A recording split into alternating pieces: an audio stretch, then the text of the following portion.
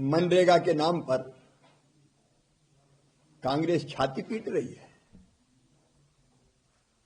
घड़ियाली आंसू बहा रही है, जबकि कांग्रेस खुद ये जानती है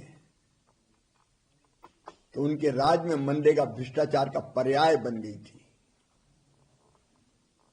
मजदूर के बजाय मशीनों से काम, मजदूर की जगह ठेकेदारों से काम, ओवर एस्टिमेट बना देना, एक ही काम कई बार कर देना और पेमेंट निकाल लेना,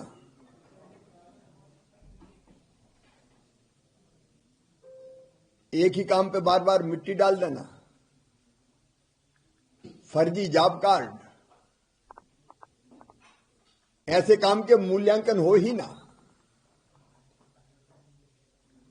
खुद श्री जयराम रमेश ने कहा था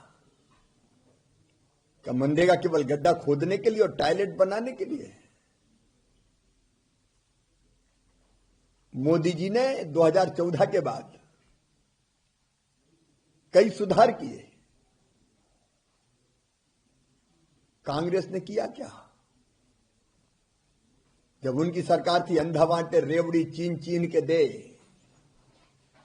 हाथी के दांत खाने के और दिखाने के और। अरे ये मोदी जी थे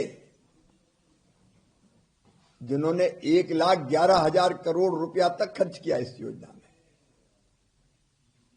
कांग्रेस ने तो 40,000 से घटा के उनके ही कार्यकाल में 33,000 इस बजट को कर दिया था। और इतनी विशाल धनराशि के बाद भी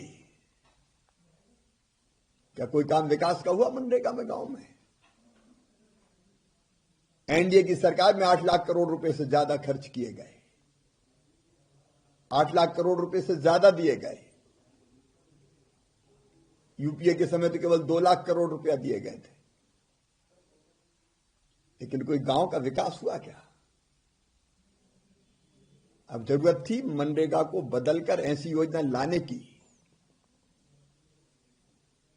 जो मजदूरों के ज्यादा हित में हो। और विकसित भारत जी राम जी ऐसी योजना है कि जो ज्यादा मजदूर हितैषी है। 100 दिन से बढ़ा के 125 दिन की गारंटी दी है काम की, 100 से बढ़ा के 125 दिन रोजगार की गारंटी।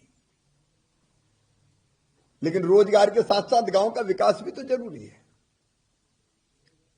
इसलिए गांव का सुनियोजित विकास, विकसित भारत के लिए विकसित गांव,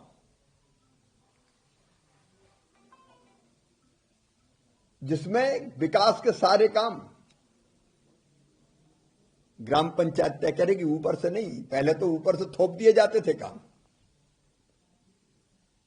अब ग्राम पंचायत तय करेगी, ग्राम सभा तय करेगी।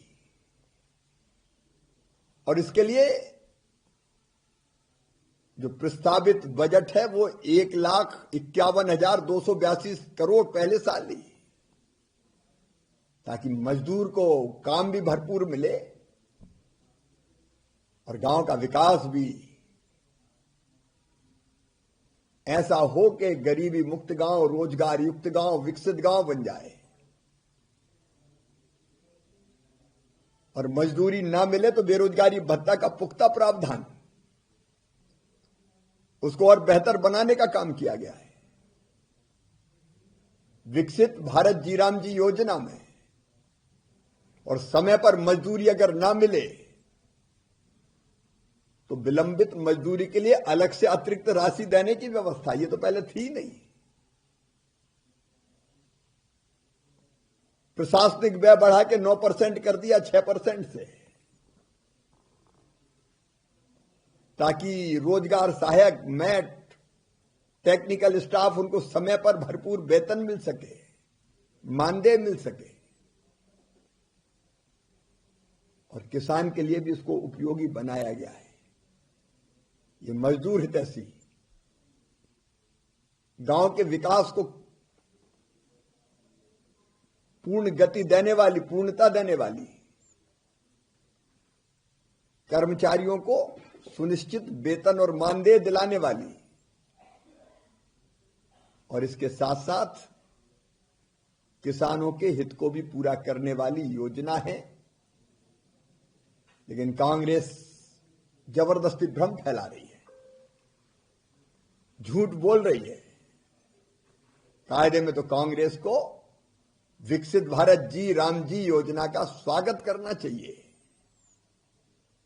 ये गांव के संपूर्ण विकास के लिए और मजदूरों के कल्याण के लिए है, जिससे परमानेंट असेट खड़े होंगे और गांव आगे बढ़ेंगे।